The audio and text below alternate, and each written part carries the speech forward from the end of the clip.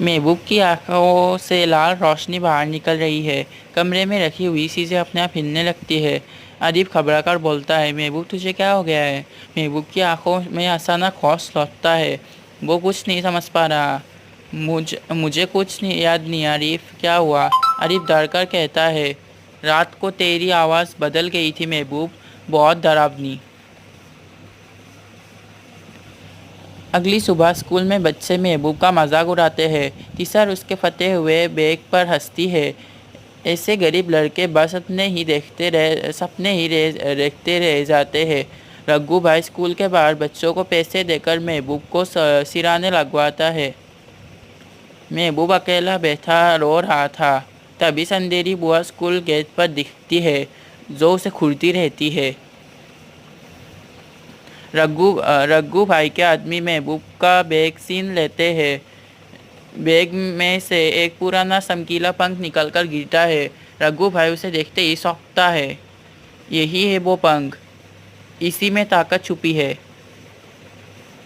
महबूब पंख को छुपाते हुए भागकर कहता है, रात को वो अपने घर जाता है। रात को वो अपने पिता की कही हुई बात याद करता है। महबूब, इस पंख को कभी दिम्यूसा, रघु भाई या संदेरी बुआ के हाथ में जाने मत देना। इसमें बहुत ताकत है जो तुम्हें बचा सकती है।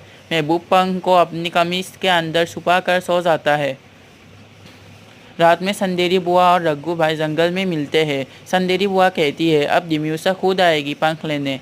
रघु भाई हंसकर कहता है, फिर महबूब का काम तमाम।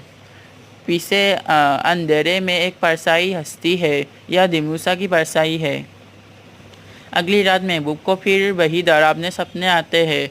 वो देखता है कि काला धुआं उसके कमरे में घुसता है। दिम्यूसा की आवाज़ आती है, महबूब पंख दे दे, वरना तुझे और तेरे बाप का खेल ख़त्म कर दूंगी।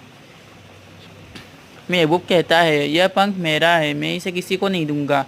अचानक काले धुएं से एक औरत की आकृति बनती है। दिम्यूसा धीरे धीरे अपने इंसानी रूप में बदल जाती है। यह वही औरत है जिसे महबूब अपनी माँ मानता है, पर महबूब को यह नहीं पता कि उसकी माँ ही दिम्यूसा है। दिम्यूसा इंसानी रूप में उसके सामने खड़ी होती है। उसकी आंखों में वही लाल रोशनी चमकती है। वो धीमे से आवाज़ में कहती है, अब असली खेल शुरू होगा महबूब। तो एपिसोड 4 यही ख़त्म होता है। मिलते हैं एपिसोड 5 के साथ। तब तक के लिए मेरा चैनल सब्सक्राइब कर देना।